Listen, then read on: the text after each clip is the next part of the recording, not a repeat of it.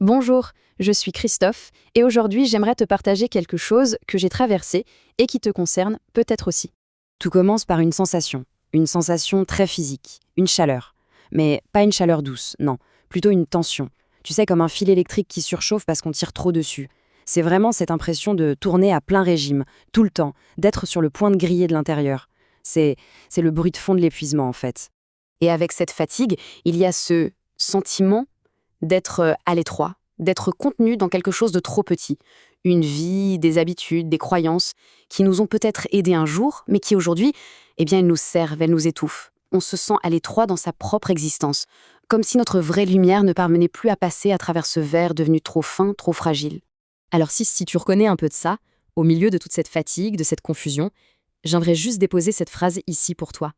Tu n'as rien perdu, tu t'es juste un peu éloigné de toi. Bienvenue dans Chronique de mes mondes intérieurs. Ce que je te partage aujourd'hui, c'est un extrait de ma séance du 15 janvier 2026, où j'ai eu la chance d'être accompagnée par Agathe Cyril. Ce que tu vas entendre, ce n'est pas une théorie, ce n'est pas un concept, c'est un voyage, le mien. Et peut-être qu'à travers lui, tu reconnaîtras un peu du tien. La toute première chose qui est apparue, la première douleur, c'est ce sentiment d'être pris au piège. Mais pas avec des barreaux, pas quelque chose de visible, non, c'était beaucoup plus subtil. Le piège, c'était la simple nécessité de survivre. Une sorte de dépendance invisible qui nous garde tout près de ce qui, en réalité, nous empêche de vivre pleinement. Et l'image qui est venue pour décrire ça, c'est celle d'une belette. Imagine, elle n'est pas en cage, elle a l'air complètement libre, mais elle a quitté la forêt. Elle vit maintenant tout près des hommes parce qu'elle est devenue dépendante de leur reste pour se nourrir. En fait, elle a échangé sa nature profonde, sa capacité à chasser pour elle-même, contre une fausse sécurité, une sécurité très précaire. Et voilà ce que ça révèle, ce paradoxe qui nous épuise tous à un moment ou à un autre. En se rapprochant de cette nourriture facile, et ça peut être la validation des autres, la sécurité d'un job qui nous éteint, une relation qui nous rassure mais qui nous endort, on prend un risque immense, le risque de perdre notre capacité à nous nourrir nous-mêmes, à chasser nos propres rêves. Et sans même s'en rendre compte, on devient captif de son propre confort. Mais même là, même au fond de cette cage invisible, même quand on est en mode survie, il y a quelque chose qui persiste. Un appel, un murmure tout léger. Cette sensation tenace qu'il existe autre chose, bien au-delà des murs que l'on connaît. C'est un souffle, vraiment, presque imperceptible. Si on reste concentré sur l'agitation du quotidien, sur la survie de la belette qui cherche des restes, on ne le sent pas. Impossible. Mais il est là, tout le temps. Un peu comme un vent solaire qui souffle en permanence dans l'immensité de l'espace. C'est ça. C'est la présence de notre être profond, qui nous rappelle sans cesse qu'une autre réalité existe pour nous, une réalité bien plus vaste. Et puis, il y a ce moment où le souffle devient une force, un moment où la pression à l'intérieur devient tellement intense qu'elle ne peut plus être contenue par notre verre si fragile. C'est le point de bascule. Le moment précis où l'amour pour soi, l'amour pour la vie, fait tout éclater. Pour bien comprendre, revenons à cette image de l'ampoule du début.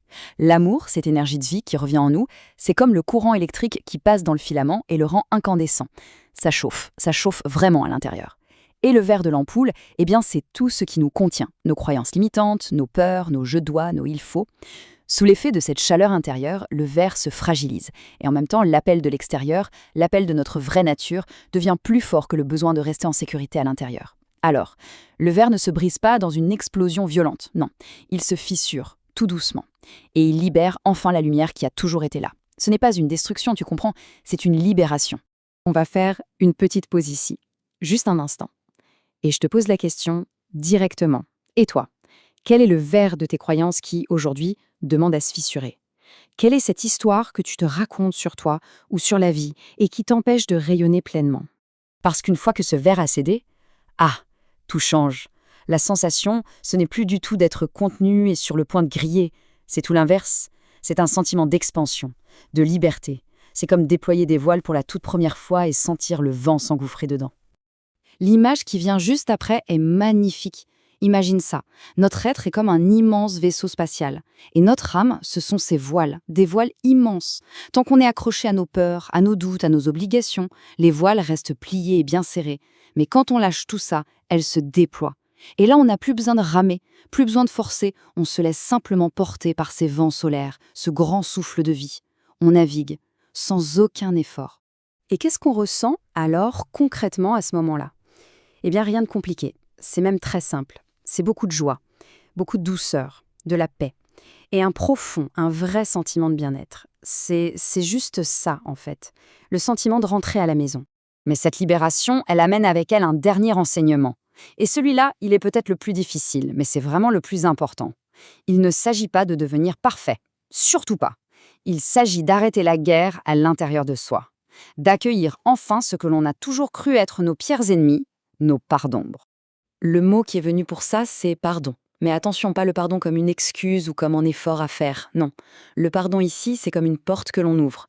C'est réaliser que nos parts d'ombre, l'orgueil, la jalousie, la malhonnêteté, ce ne sont pas des monstres à combattre. Elles n'existent que parce qu'on les nourrit dans l'obscurité, un peu comme cette belette qui dépend des restes. Se pardonner, c'est simplement décider d'allumer la lumière dans la pièce. C'est permettre à ces parties de nous de rejoindre enfin l'espace lumineux.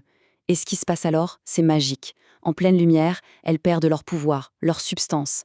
Ce ne sont plus des ennemis à abattre, juste des facettes de nous qui demandaient à être vues. C'est ça, faire la paix. Voilà pour ce voyage. Si ça a résonné en toi, n'hésite pas à cliquer sur le pouce levé, à laisser un commentaire pour partager ton ressenti, et bien sûr, pense à t'abonner pour ne rien manquer des prochains voyages dans Chroniques de mes mondes intérieurs. Et si tu as été vraiment touché par ce que tu as entendu, partage ce moment autour de toi. Offre-toi la liberté de laisser ta propre lumière éclater. Et souviens-toi, toujours, tu n'as rien perdu. Tu t'es juste un peu éloigné de toi.